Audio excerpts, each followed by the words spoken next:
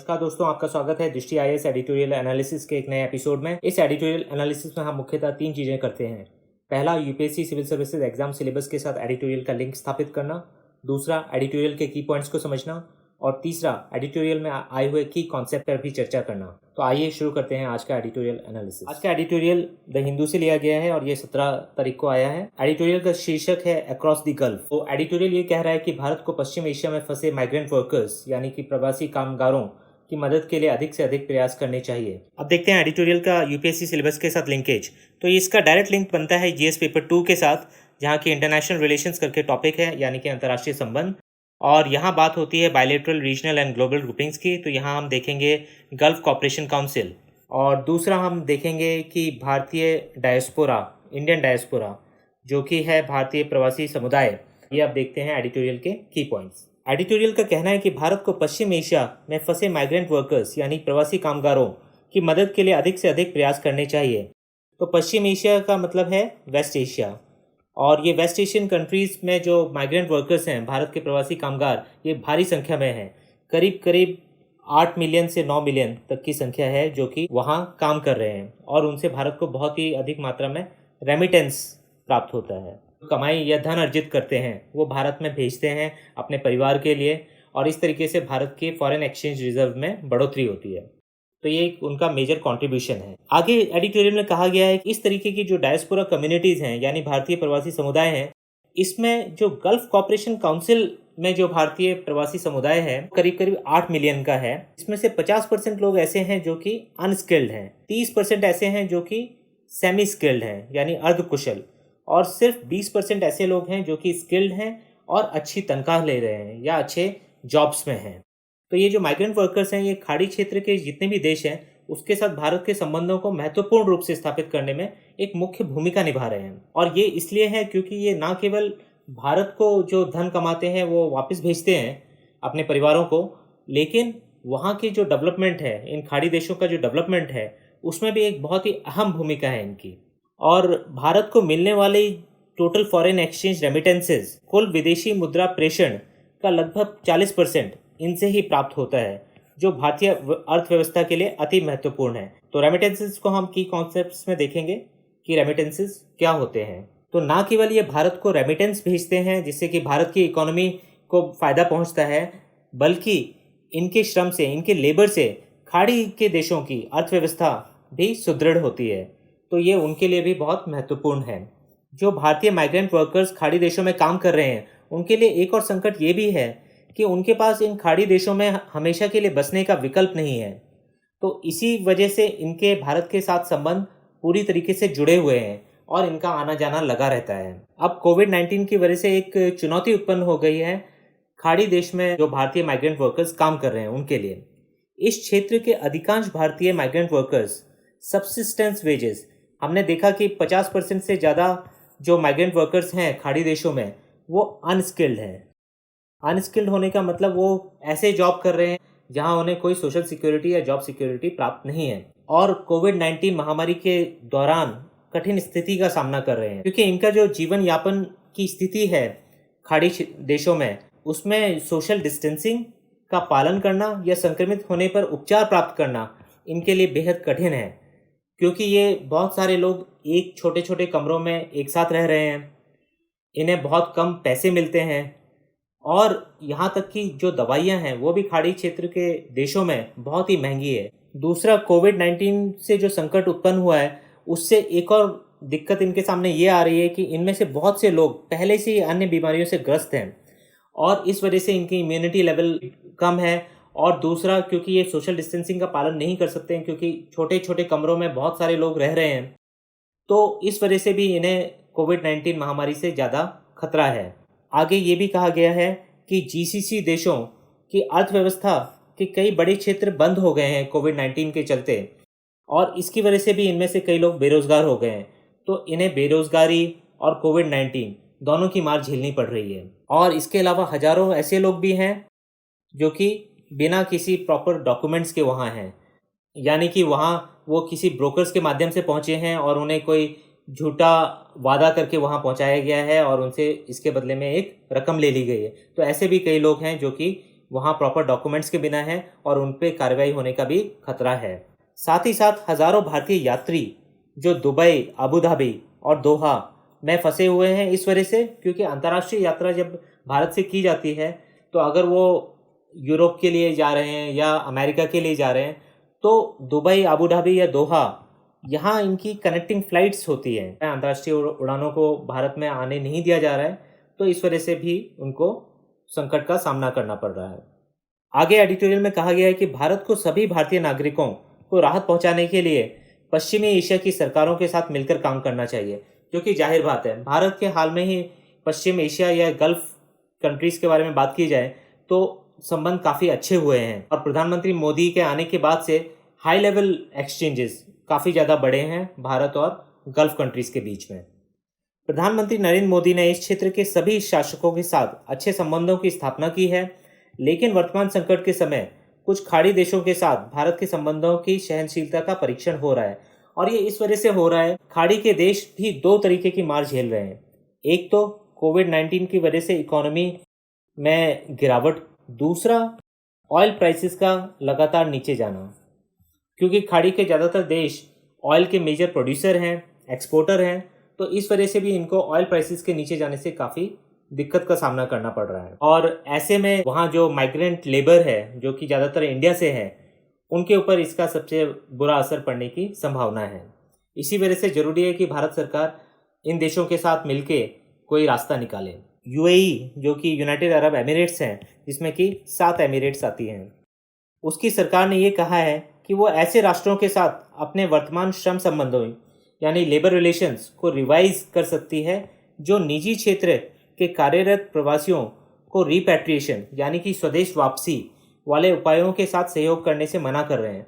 तो ऐसे जो भी देश हैं जो अपने एक्सपेट्रिएट जो कि वहाँ काम कर रहे थे प्राइवेट सेक्टर में, वैसे लोगों को अगर उनके देश वापस लेने से मना करते हैं तो फिर यूएई उनके साथ अपने संबंधों पे पुनर्विचार करेगी और शायद वहाँ से लेबर लेना बंद कर दे।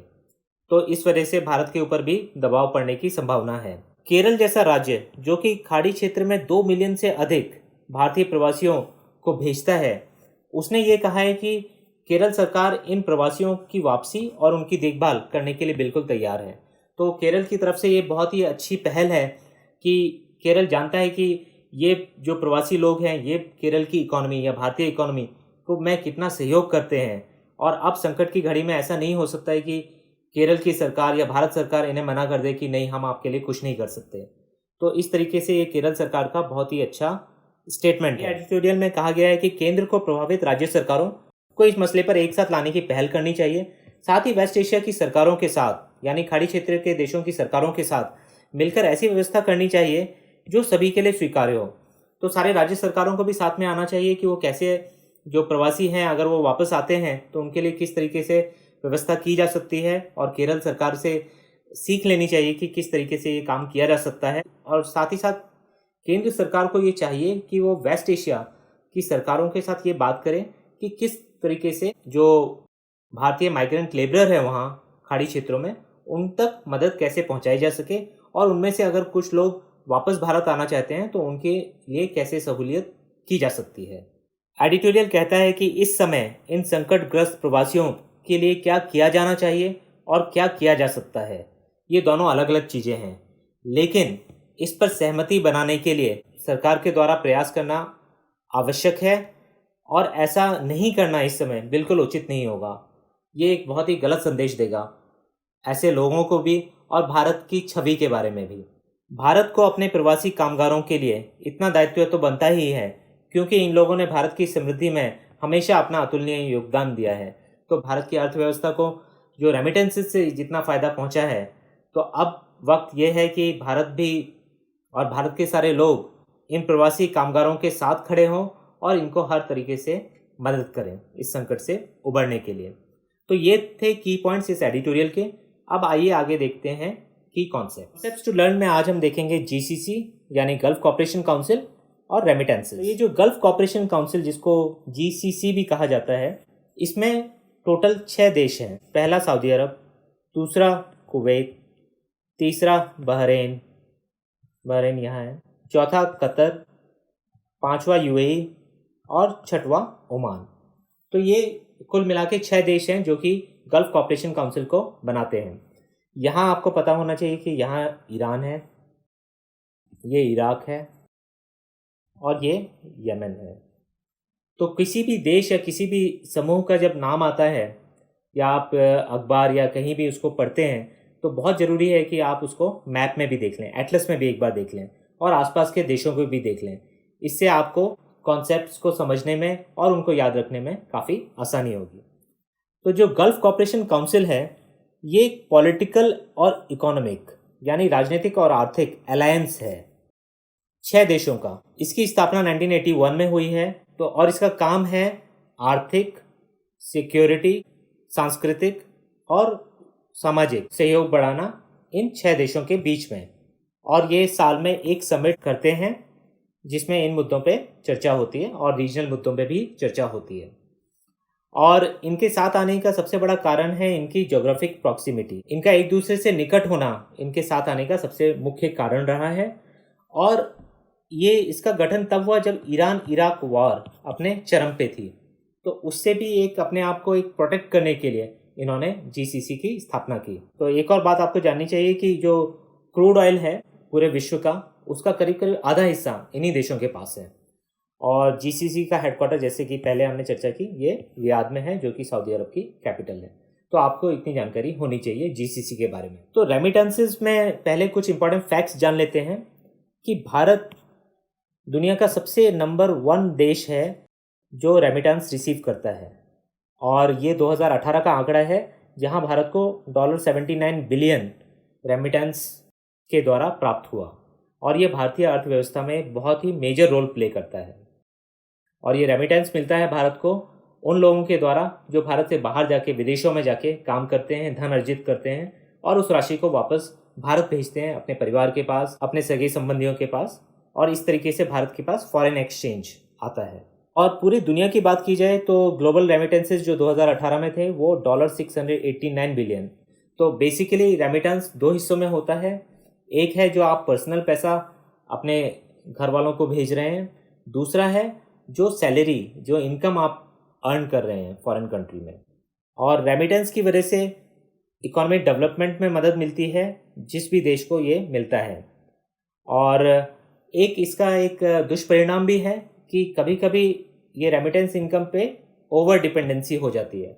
यानी जैसे केरल जैसा राज्य है तो अब सबसे बड़ा संकट यही है कि क्योंकि केरल की इकोनॉमी इतनी ज़्यादा डिपेंडेंट है कि जो अप्रवासी केरलाइट हैं जो कि गल्फ में काम कर रहे हैं, बाकी विदेशों में काम कर रहे हैं, उनके द्वारा जो पैसा प्राप्त होता है केरल की इकोनॉमी को, वो पैसा अगर नहीं मिलेगा तो केरल की इकोनॉमी को कितना बड़ा झटका लगेगा, ये एक चिंता का विषय हो जाता है। तो इस वजह से इसका एक ये नेगेटिव परिणाम भी है। तो ये था रेमिटेंसेस के बारे में। और आज के एडिटोरियल में जो इम्पोर्टेंट है आपके एग्जाम के पॉइंट ऑफ व्यू से, वो एक है गल्फ कोऑपरेशन काउंसिल। ये एक ऑर्गेनाइजेशन के रूप में या एक ग्रुपिंग के रूप में इस पे प्रश्न आ सकता है। दूसरा, आपको रेमिटेंसेस के बारे में जानकारी होनी चाहिए और रेमिटेंसेस कितनी बड़ी भूमिका निभाते हैं किसी भी देश की अर्थव्यवस्था में, खासतौर से भारत की अर्थव्यवस्था में। और तीसरा, माइग्रेंट वर्कर्स जो गल्फ कोऑपरेशन काउंसिल में काम कर रहे हैं उनकी कठिनाइयों के बारे में भी प्रश्न पूछा जा सकता है कि उनको कोविड-19 के दौरान किन कठिनाइयों का सामना करना पड़ रहा है और भारत की सरकार किस तरीके से उनकी मदद कर सकती है या भारत सरकार को क्या करना चाहिए, और किस तरीके से भारत और गल्फ कोऑपरेशन काउंसिल के संबंध हैं। तो इन रिलेशंस के ऊपर भी प्रश्न पूछा जा सकता है। तो इस तरीके से आपको तैयारी करनी चाहिए। कई सारे फैक्ट्स भी हैं कि गल्फ कोऑपरेशन काउंसिल में कितने देश शामिल हैं, तो इस तरीके की जानकारी भी आपको होनी चाहिए और इनको आपको एटलस में भी ढंग से देख लेना चाहिए। तो ये था आज के एडिटोरियल में। धन्यवाद।